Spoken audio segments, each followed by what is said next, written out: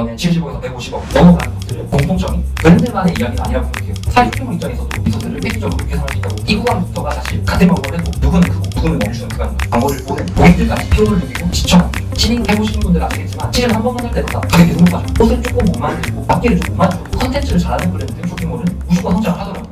첫 번째 단계, 이건 이제 여기 계신 분들 다 넘어오셨거나 지금 현재 여기 속해 있으실 거예요. 잘 팔리는 구조를 찾는 거, 상품 잘 찾고 컨텐츠 잘 찾고 광고 잘 하면 이 단계는 사실 달성 가능하다고 판단하고 있습니다. 그래서 연 30억에서 60억 구간까지는 이것만 잘해도 된다고 보시면 돼요. 그러다 보니까 대표나 실무자들 실행력이 사실 성과를 크게 좀 좌우한다고 봐주시면 될 것 같고요. 이 구간부터가 사실 광고만으로 선형적으로 선정이 안 되는 구간이라고 봐주시면 됩니다. 그래서 같은 광고를 해도 누구는 크고 누구는 멈추는 구간인 거죠. 그 이유가 이 컨텐츠 공급량, 조직 구조, 의사결정 방식 이 세 가지 원인 때문에 이 구간을 못 넘어선다고 저는 보고 있습니다. 그리고 그 다음 단계가 제 연매출 150억 이상. 여기는 온라인 단일 채널만으로는 불가능하다고 보고 있어요. 그래서 당연히 이걸 돌파하기 위해서 오프라인과 카테고리도 확장해야 되고 해외 진출까지 해야 되고 이 세 가지를 동시에 진행해야 된다고 보고 있습니다. 이 매출 구간을 넘어서신 대표님도 계셔가지고 초과하더라도 도움될 만한 내용이라고 생각을 해서 잘 들어봐 주시면 좋겠습니다. 그래서 쇼맘마는 몇백 개 정도 되는 패션 회사들을 봐왔습니다. 그래서 보면서 공통적으로 발견하게 되는 이 병목 현상이 있거든요.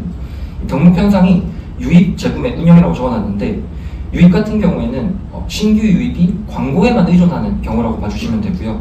재구매 같은 경우에는 다시 사야 되는 이유가 구조화되지 않은 상황, 그리고 운영 병목은 인력의 정체가 발생합니다. 조직 문제인 거죠.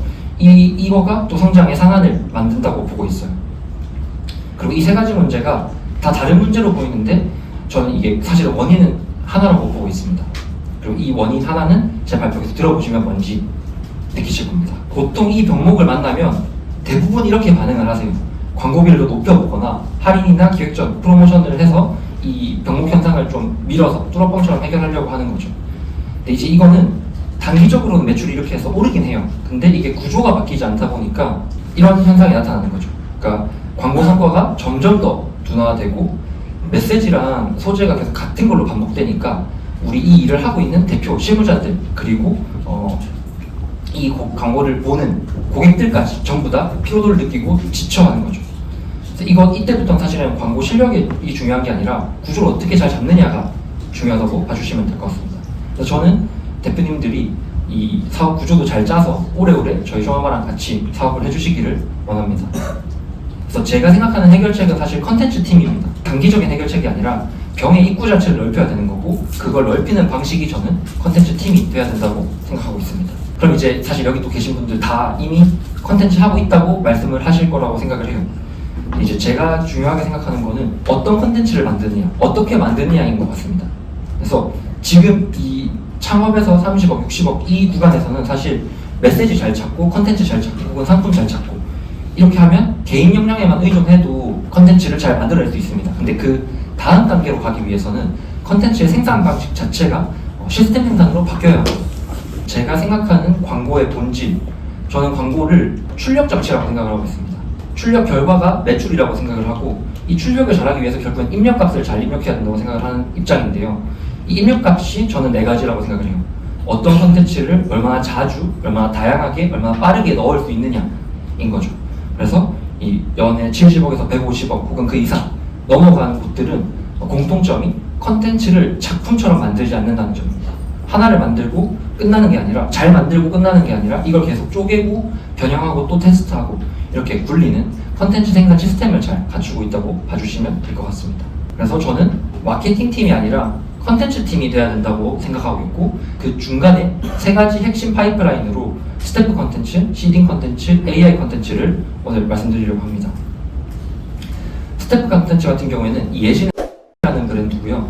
브랜드 내부에 혹은 쇼핑몰 내부의 스태프가 직접 기획, 제작하고 해서 컨텐츠를 만들기 때문에 브랜드 이해도가 가장 높고 민첩한 실행이 가능한 유형이라고 봐주시면 되겠습니다. 두 번째 유형은 이제 시딩 컨텐츠인 거죠. 이 사례는 브랜드고요.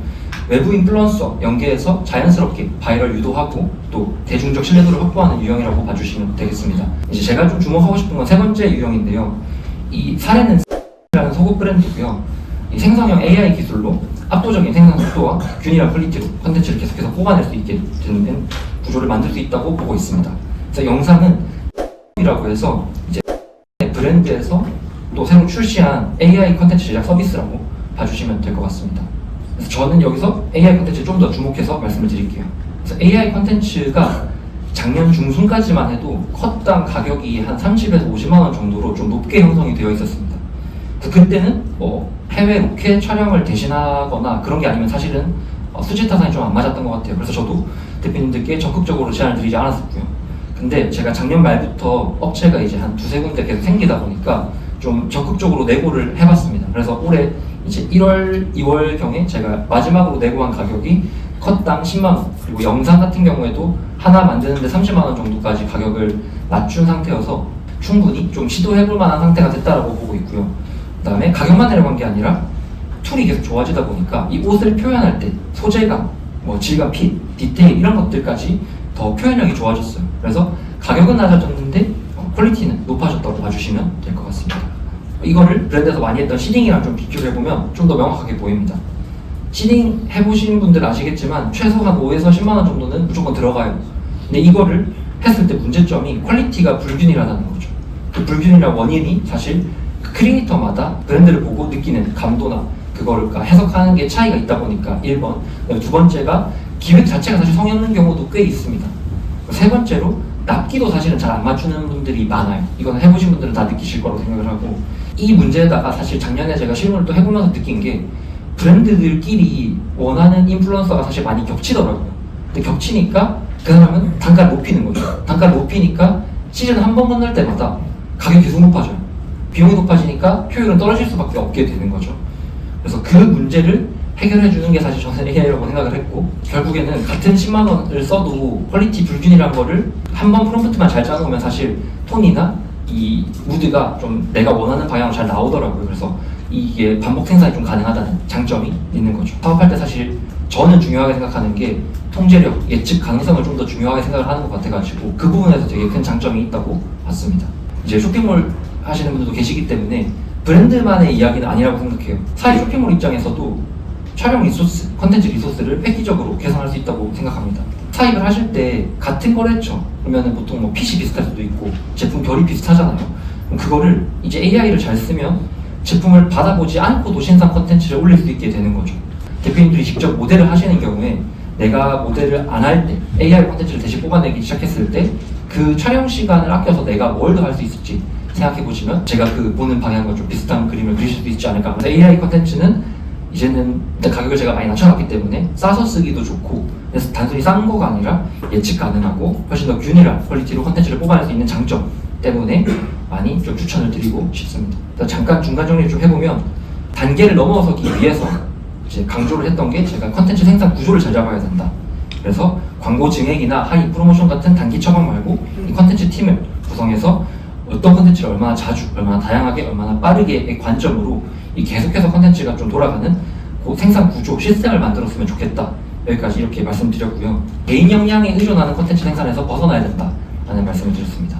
마케팅 팀이 컨텐츠 팀이 돼야 된다고 생각을 하고, 그 컨텐츠 팀이 스태프 컨텐츠, 시딩, AI 셋 다 해내는 조직으로 만들어야 된다고 생각을 해요. 결국에는 급할 때는 제품 들고 나가서 컨텐츠 찍어오는 스태프 컨텐츠 할 수 있는 사람들, 그러면서도 평상시에는 인플루언서들한테 시딩 연락 돌리고 짜투리 시간 남으면 AI 컨텐츠로 컨텐츠 뽑아내고, 이렇게 되는 마케팅 팀이 만들어져야 실제로 성장할 수 있다고 보는 겁니다. 대학 동기들이 삼성 패션이랑 LG 패션에 들어가 있어가지고 얘기 들어보니까 피팅 가능한 사람들만 뽑는다는 또 그런 얘기가 있더라고요. 그래서 그런 큰 회사들조차도 컨텐츠를 얼마나 더 뽑아내기 위해 진심으로 임하고 있는지 참고해주시면 좋을 것 같습니다.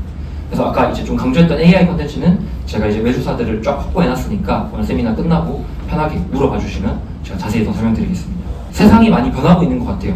다들 느끼실 거라고 생각을 하고, 본질, 저희의 본질은 결국 옷이잖아요. 이 옷 당연히 중요하죠. 근데 다 잘하고 있는 것 같아요.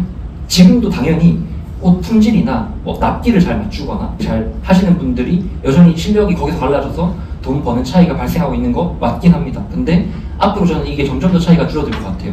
지금 솔직히 어떤 고객이 뭐 옷 살 때 여기는 품질이 안 좋을 거야 라고 생각하고 사는 고객이 이제 저는 없다고 생각을 하거든요. 또 실무를 해보면서 더 많이 느끼는 게 옷을 조금 못 만들고 납기를 좀 못 맞춰도 컨텐츠를 잘하는 브랜드 쇼핑몰은 무조건 성장을 하더라고요. 브랜드 쇼핑몰들은 컨텐츠를 파는 회사로 바뀔 수밖에 없다라고 생각을 하고 있습니다. 그리고 이 브랜드 쇼핑몰의 본질이 컨텐츠 생산으로 넘어가기 때문에 역설적으로 저희는 그 부분을 대응을 하는 게 어렵다고 생각을 했어요. 대표님들이나 실무진분들께서 본질, 컨텐츠를 더 잘할 수 있도록 저희는 퍼포먼스 마케팅을 더 잘하겠다. 그걸 더 잘하기 위해서 올해 2월에 이제 2월부로 조직 개편을 했습니다. 그래서 본부 아래에 이제 새로 부임하신 팀장님들이 각각 대표님들, 실무진분들 찾아뵙고 각 업체에 맞는 성장 전략 이제 제안 드릴 거예요. 서비스의 불만사항, 그 다음에 잘 모르겠는 거, 좀 조언이 필요하다, 아니면 우리 담당자 너무 잘한다, 칭찬해 주실 분 있으면 그런 것들 다 편하게 저한테, 제가 카톡에다가 또 제 번호 다 적어놨거든요. 편하게 연락 주시면 제가 성심성의껏 답변 드리겠습니다. 제가 준비한 세션은 여기까지고요.